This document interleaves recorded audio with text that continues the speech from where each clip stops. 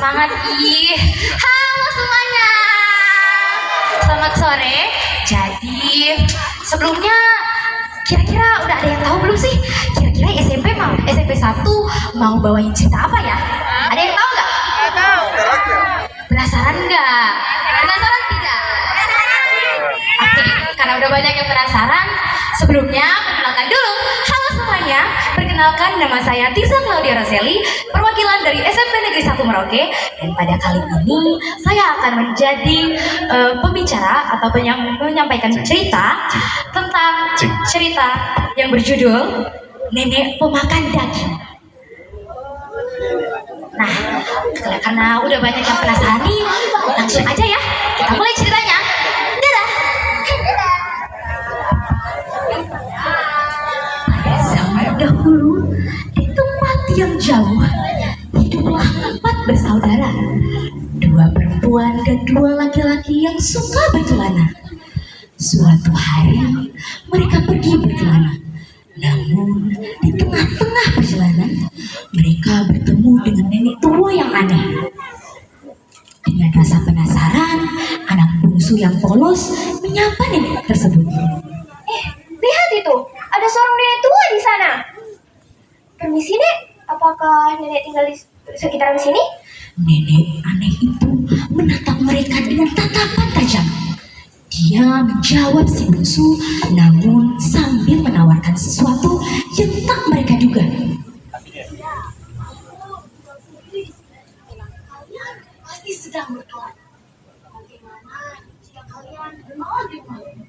Lagi pula, langit sudah mulai gelap dan kalian pasti lelah.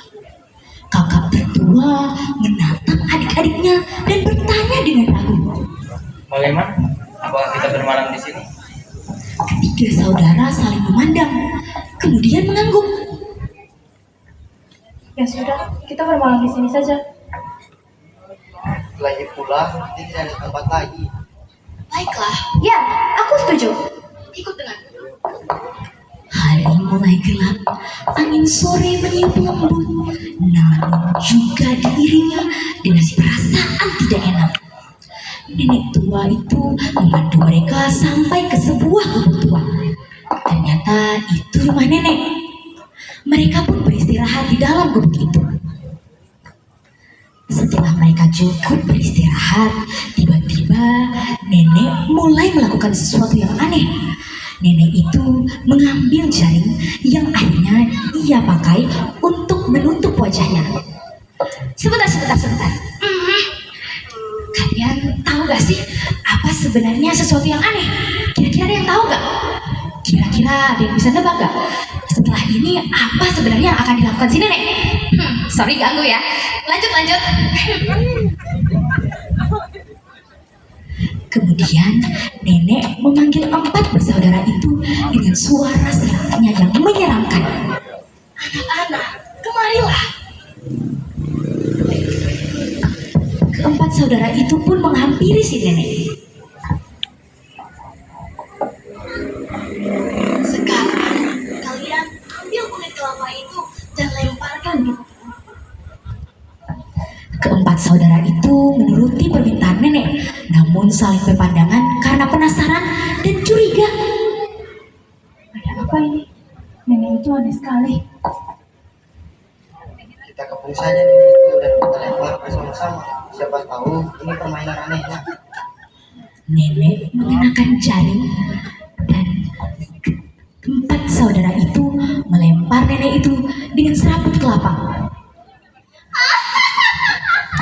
Namun anehnya, nenek malah tertawa. Ia membuka jaringnya lalu berkata,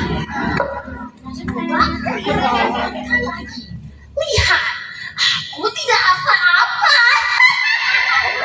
nenek kembali mengenakan jaringnya dan para saudara kembali melempar nenek dengan serabut kelapa itu.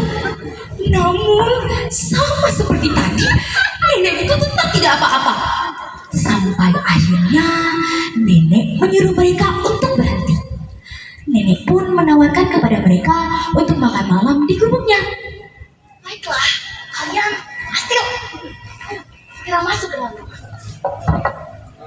Mereka pun pergi ke gubuk dan makan malam di sana.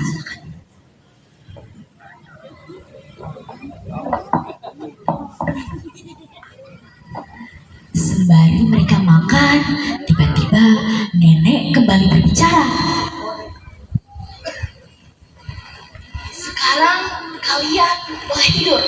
Tapi anak yang paling kecil tidur denganku. Karena kelelahan, kakak tertua menyetujuinya tanpa pikir panjang. Baiklah, Dek, tidur bersama Nenek. Tanpa dia ketahui, keputusannya itu akan berpengaruh besar dalam kehidupannya. Setelah puas makan, mereka pun beristirahat di gubuk itu, namun tanpa adik bungsu mereka. Malam itu terasa benar-benar mencekam, namun tiga saudara itu tidak menyadarinya. Di antara pekatnya gelap malam dan dingin yang menyelimuti tempat itu, ketika semua orang tertidur, nenek diam-diam memulai rencana jahatnya. Diam-diam, nenek mencekik si bungsu yang tak bersalah.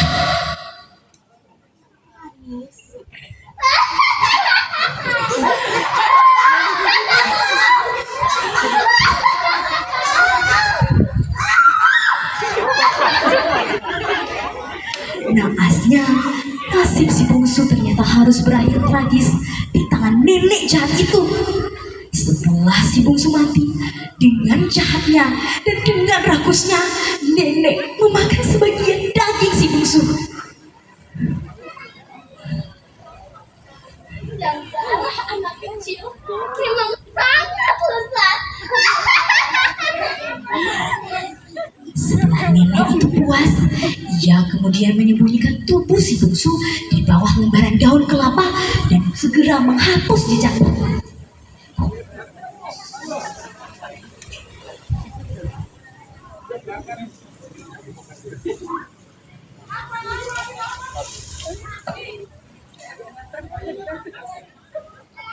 Melewati malam menyeramkan itu, fajar pun tiba.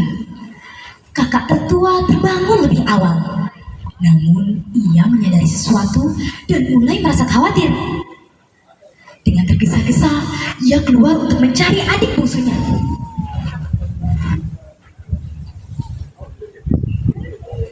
Namun ia tidak kunjung menemukan adik bungsunya itu.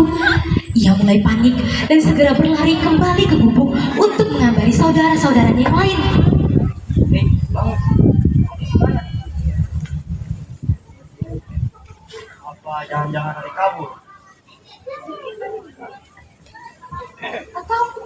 Atau hari dibunuh.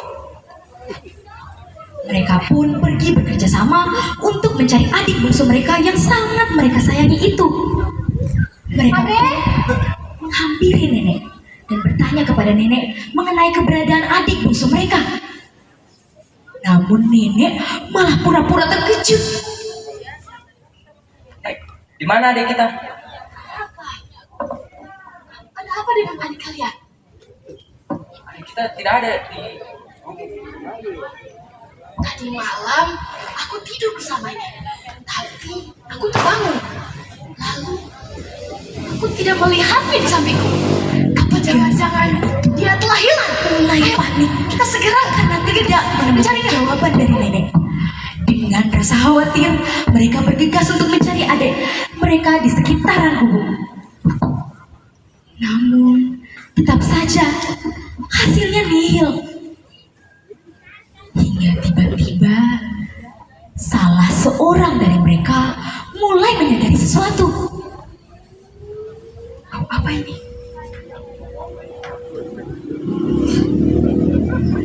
Lihat, kenapa banyak semut-semut di bawah tumpukan daun kelapa itu? Mereka pun pelan-pelan mendekati tumpukan daun itu dan tiba-tiba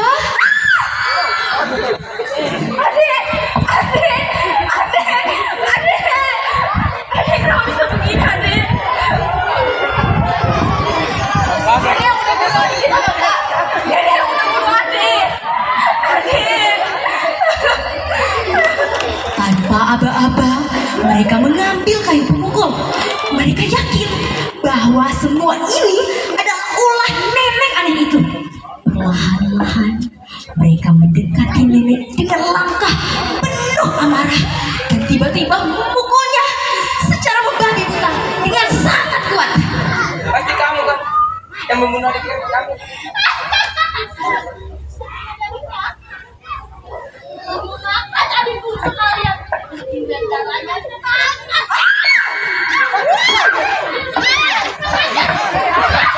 Mereka pun memukul nenek itu hingga tak berdaya.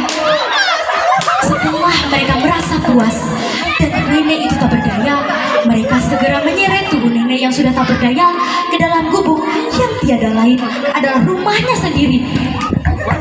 Mereka pun menutupi tubuh nenek dengan daun kelapa yang tadi ia gunakan untuk menutupi jasad si adik bungsu.